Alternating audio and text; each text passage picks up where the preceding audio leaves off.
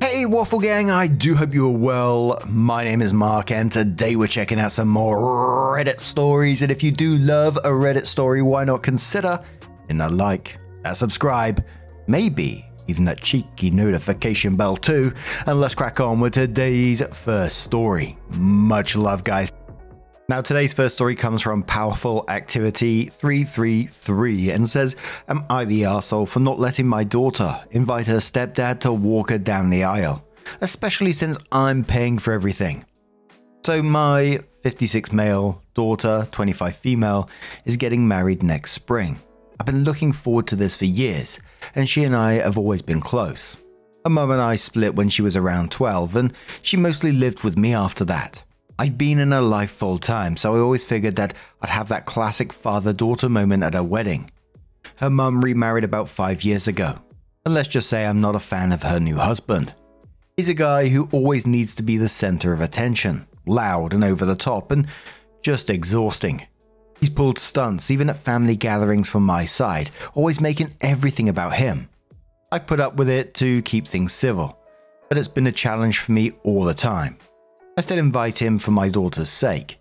Fast forward to now, my daughter is wedding planning and told me she'd like her stepdad to walk her halfway down the aisle with me. I couldn't believe that. I told her, as her actual father, it's a bit hurtful to have to share this big moment with someone who's only been in her life for a few years. I've been there through everything, every school event, every late night, every hard time. Her stepdad has just recently come into the picture, and it stings that she wants to include him in a moment I always assumed was ours. To make things even harder to swallow, I'm covering all the wedding expenses. I've spent a significant amount so she could have her dream wedding. I don't want to be petty, but part of me feels like it's only fair to expect that I have the honor of walking her down the aisle. Just me and her." She got defensive, saying she wants to include him because he's been supportive. But I explained that to me, this is about a father-daughter tradition and how much I value our relationship. Now she's upset. My ex-wife has also joined, saying I'm being selfish and making it all about me. I've now become a full-blown topic of discussion, with everyone throwing some petty harsh words my way. In frustration, I finally told her that if she really wants him to be there, she should ask him if he'd also like to split the bills. That might have been a bit much, but I was feeling cornered. So, am I the arsehole for not wanting to share the aisle with her stepdad, especially since I'm also paying for the whole thing? I just want to add a note here, as there is some confusion. My daughter told she wants him to walk her down the aisle as my ex-wife and her husband asked her for this.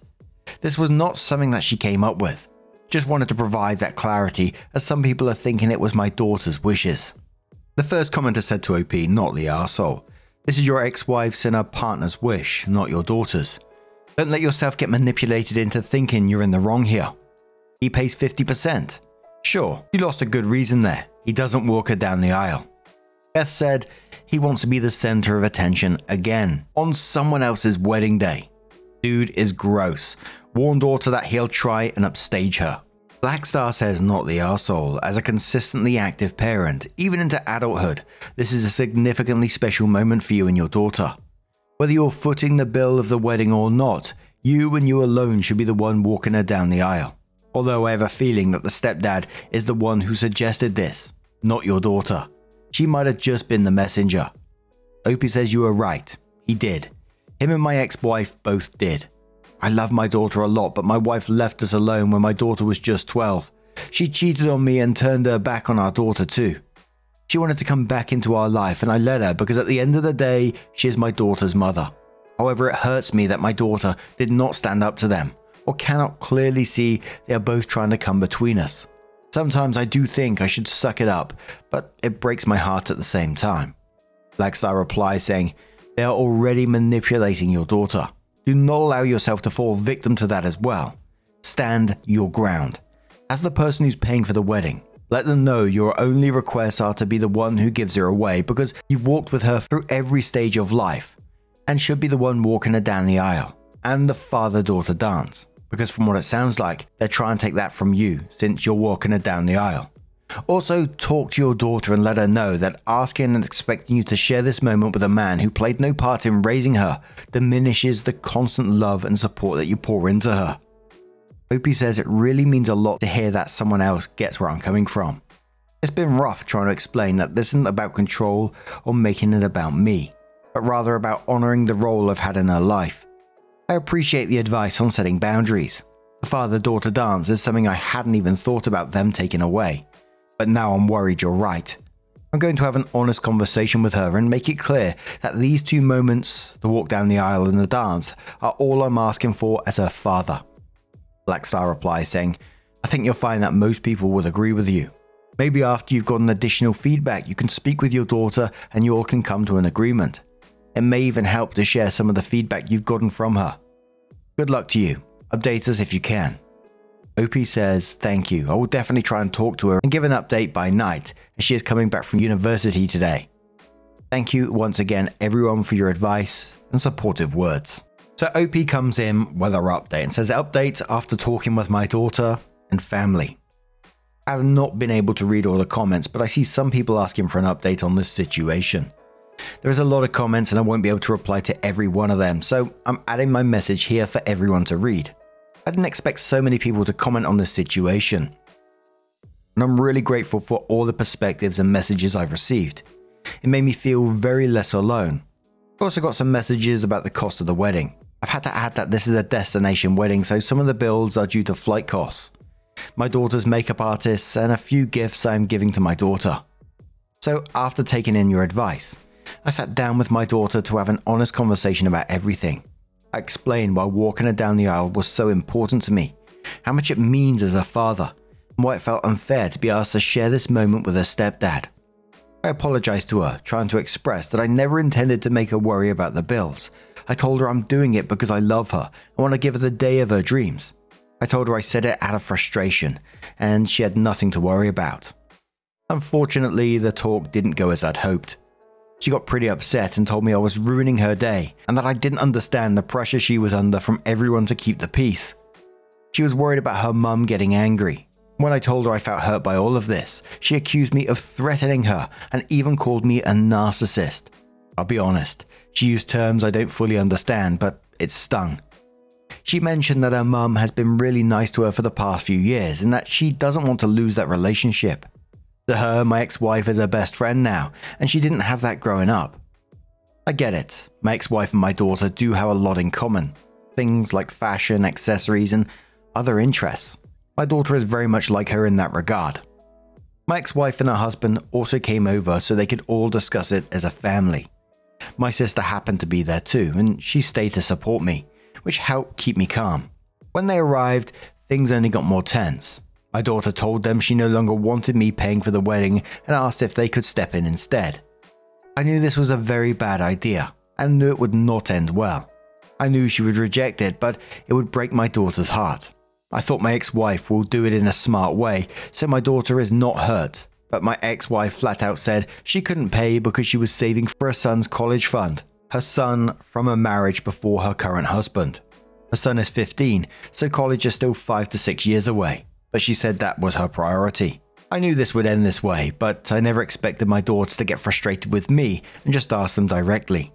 I knew she trusted her mum deeply, and I did want her to know her mother is not the best support, but I didn't want my daughter finding out this way. I could see it really broke her heart. My daughter really had started to trust her mother. Her husband then jumped in saying I was being a jerk and making the day about myself. At that point, I finally had enough. I told him that my intent was never to hold anything over anyone, especially not my daughter. And I was only hurt because I wanted a moment with her that I looked forward to her whole life. I explained that I was still willing to pay for everything, but my daughter was visibly upset after realizing that her mum and stepdad weren't willing to contribute a cent to the wedding. By the end of it all, my daughter looked heartbroken. I could see she was hurt realizing her mum would rather prioritize her half-brother's college fund years down the line over helping her with a wedding now. She told me she needed some space to process everything, and I told her I'd give her all the space she needs. As for my ex-wife, she wasn't done. She said I'd ruined everything, and that I was the reason my daughter no longer respects her mother and stepdad. She blamed me for this entire mess, saying I'd manipulated the situation to create a rift between them and my daughter. I'm glad my daughter knows the truth about her mum and stepdad, but I didn't want her to find out this way. So that's where we're at. I'm just trying to be there for my daughter in whatever way she needs. So that's where we're at. That's where we're at. Thank you all again for the support. This helped me feel a lot less alone in this. I have to mention, my future son-in-law had insisted to my daughter that her mum and stepdad should pay for the wedding instead of me. When I talked to him about it afterwards, he explained that he wanted my daughter to learn that her mum might not have her best intentions for her.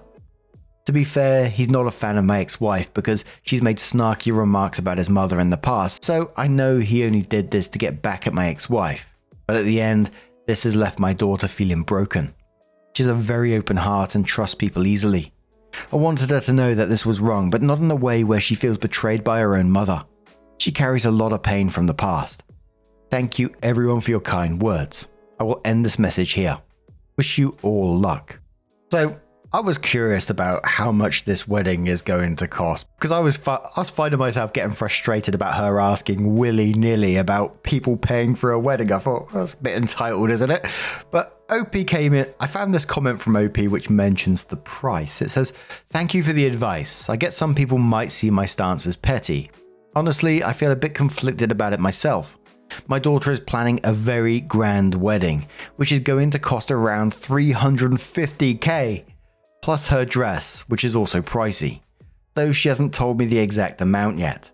I'm more than willing to spend this on her because I love her deeply and want to see her happy on her big day. My ex-wife and her husband are also quite well off, and they've been very involved in my daughter's life, mainly my ex-wife. I'm fine with that, she's her mother, and I respect the role they both play, but not once have they offered to help cover any of these expenses. I'm the one covering everything, which is why it feels a bit unfair to be asked to share this moment with her stepdad, who wasn't there for her growing up. I'll be totally honest, I'm just kind of a bit gobsmacked by that price of the wedding. I know loads of people are probably going to come in and say, no, I've been to a wedding that cost that much, but holy shit, you can get a nice little house for that. Gee whiz. But now I'm going to turn this one to you guys. What do you guys make of this situation? Let us know your thoughts down in the comments below, and let's move on to another story. Now, our next story comes from Soft Ordinary that says, "Am I the arsehole for not allowing my son to be punished after he refused to do his school presentation?" For some background, I have 50-50 custody of my two boys with my ex-girlfriend. To make this easier, I'll give them names. My son, George, just turned 13 this month. He's a bit less physically developed than what's typical for his age. He hasn't hit a growth spurt yet and is one of the shortest boys in his class. If you saw him, you'd probably guess he's around 10 or 11 rather than 13. He didn't show any signs of puberty until August. This might not seem relevant, but it is. George is very bright, projected to get 8s or 9s in his GCSEs, and regularly achieves these grades in his mock exams and assessments, but he struggles with making friends and has dealt with bullying in the past. Things are better now, but he's still far from being a popular kid at school. As part of his product design class, he had to create a children's toy and give a sales pitch to the class. Last Friday was the presentation day, and George was really excited. He'd put a lot of effort into his toy and the presentation. That's why I was shocked when I got a notification from the school app saying George had been given a C3 after school detention, something he's never received before. The reason? He'd refused to participate in class and didn't do his presentation. Since they're not allowed phones during school hours, I couldn't message in to ask what had happened. When I picked him up, I could tell immediately that he was upset. I asked him what happened and why he didn't do the presentation. At first, he was hesitant to explain. He said he didn't refuse the presentation. When it was his turn, he asked to go later. His teacher said no, and that he had to do it or get a C3. George said he couldn't do it now, but didn't explain further when asked, so he was given the C3. I was still confused as to why he didn't want to present when asked, so I kept pressing him, worried that maybe he was being bullied again. Eventually he told me the reason. He had a random erection just before his turn, and no matter what, it wouldn't go down. With that information, I think George's request was perfectly reasonable. He didn't refuse to do the presentation, he simply asked to do it a little later. Obviously, he didn't want to explain the reason in front of the whole class when the teacher asked him.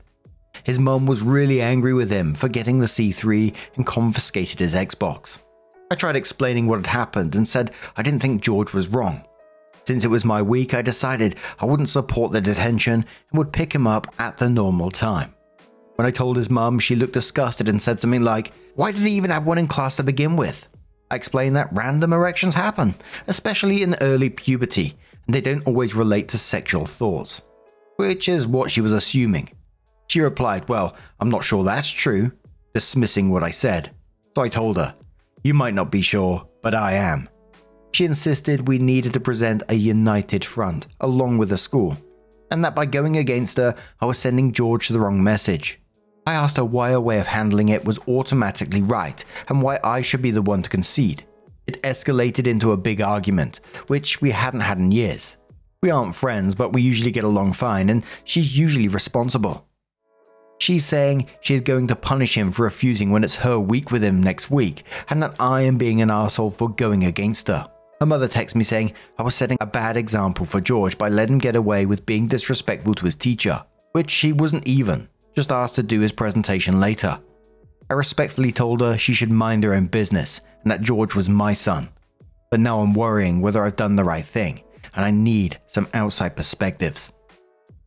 I can't see how you'll be the arsehole in this situation for just sticking up for your son, which I don't blame your son for not wanting to stand up in that particular moment. It would have been embarrassing and it could have been devastating to his school life as well. You know, kids can be fucking cruel sometimes. That's a fact. And I would consider like talking to the school about it as well in some kind of way.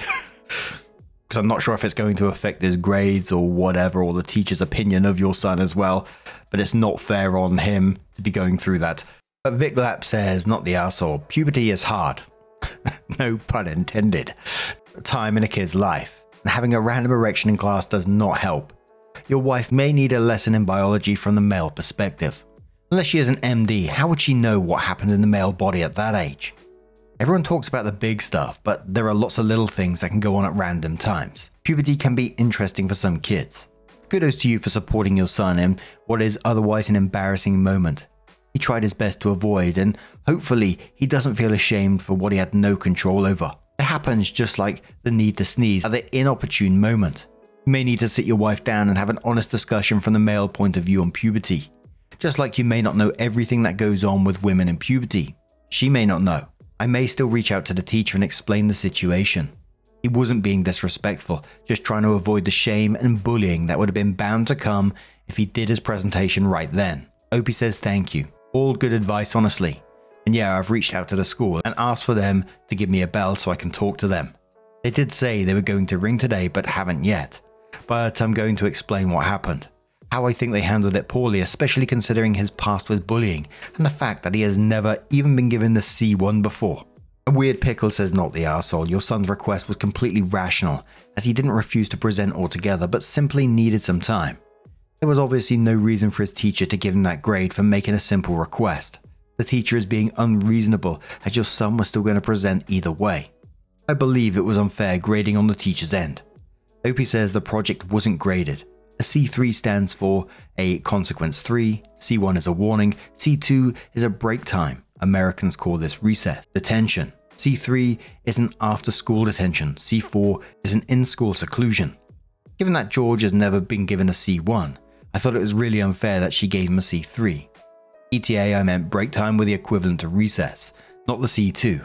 A C2 would be attention during recess. Orgasmic says, not the arsehole. I feel like I don't know why you haven't spoken to the school and simply cleared this up. It's quite embarrassing in the moment and he definitely would have been teased for it. I don't blame him for wanting to go later. The teacher should have just spoken to him in private or something to see what was going on instead of making a show and disciplining him. Your wife is wrong and should learn to listen more. Opie says I've requested to talk with his form tutor and teacher in question to explain why I wasn't going to support the C3. I was told I would receive a call from them sometime today, but haven't yet. I'm not going to come at them rudely, but simply tell them that I think they handled it poorly and should have asked to speak to him later. In my opinion, it would be obvious not to ask him the reason he was refusing in front of the whole class, and then give him no chance to explain later. So, OP comes in with her update and says, I wanted to come on and give a little update on how I handled everything with George in his school and clarify some things as well. I'm writing this on Sunday the 27th, and it's currently half term for George, so he had a week off school. Firstly, George was never able to give his presentation, which he was really upset about because he had worked so hard on it. But the presentations aren't graded. I think this was a difference between the US and English education system. We don't generally have graded projects. At least I never did, and neither does George. Also, side note, but we can't repeat a year or grade here. At George's school, he gets his effort grades at the end of each term. And he does a mock GCSE style exam at the end of the year, which we get given the results. But these don't actually matter. They're just to give insight of how they're doing and to give practice for his real GCSEs when he's in year 11. On to another thing. Many people commented that I should have showed him the old lift and tuck. I can tell you that he already knows the trick. His school requires that he wears formal suit trousers, and if anyone has worn those type of trousers before, you know you can't do the lift and tuck effectively, and even if you could, a large bulge would still be easily noticeable. Okay, on to what happened with his school. So his head of year rang me after school on Tuesday and we arranged a meeting on Wednesday. I told George that he didn't have to share the details of exactly why he didn't want to do the presentation unless he felt comfortable sharing it. I wasn't going to force it out of him. The class teacher who gave him the after-school detention didn't come to the meeting, so it was just me, George, and his HOY, head of year. His head of year is a really decent guy and he has a great relationship with George. His head of year started with saying he was shocked when he learned that George had been given a C3, since it was so unlike him, and asked what happened. Like I said, George has a great relationship with the head of year, so George started trying to explain. He didn't say, I had an erection. He said something along the lines of, something embarrassing was happening with my body and I just couldn't stand up when teacher called me. Head of year looked slightly puzzled for a brief moment, then I think realized what George was trying to say and said something like, oh, no need to explain further. I was a teen once too. I understand. I went on to say how they're aware he has a history of bullying and he struggles with friends, and how I felt the teacher could have handled the situation differently. Head of year agreed, said he would discuss it with the teacher and he would cancel the C3 for George. I thanked him and he encouraged George to come with him with any problems in the future instead of just getting upset and staying quiet. I thanked him. Now on to George's mother. I wish I could say things went as well with her as they did with the school.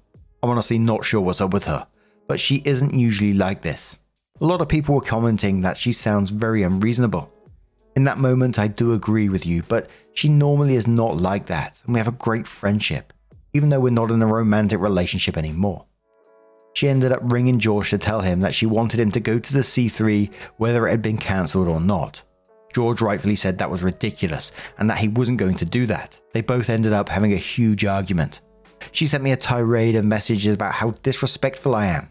I'm not. How I was raising him to be entitled. Not true. How he'll end up in prison because he doesn't understand consequences.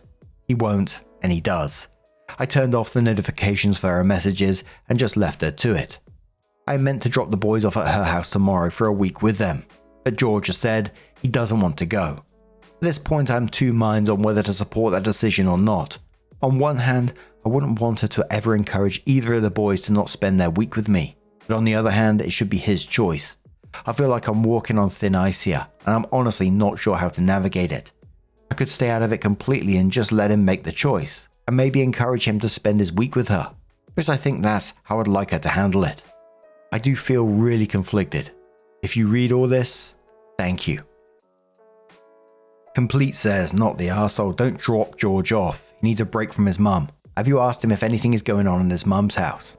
Opie says, I've spoken to him a bit about it.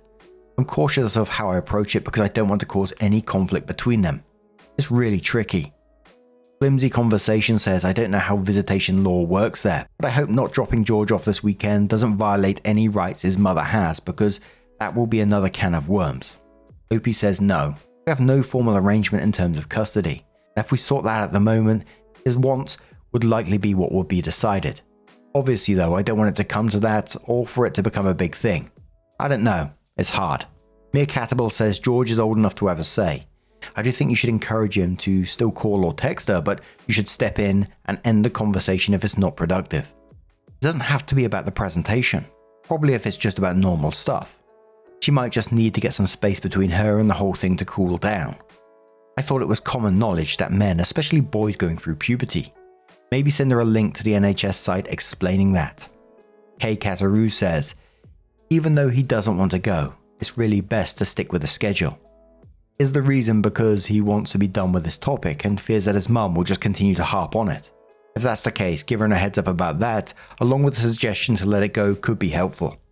Also, if he goes, can he leave and return home? But now I'm going to turn this one to you guys. What do you guys make of this situation? Now, just a huge thank you from the bottom of my heart for getting involved in today's stories. Your love, your support, your time always means the absolute world to me. So thank you so much. And hopefully I'll see you in the next one. Take care and much love.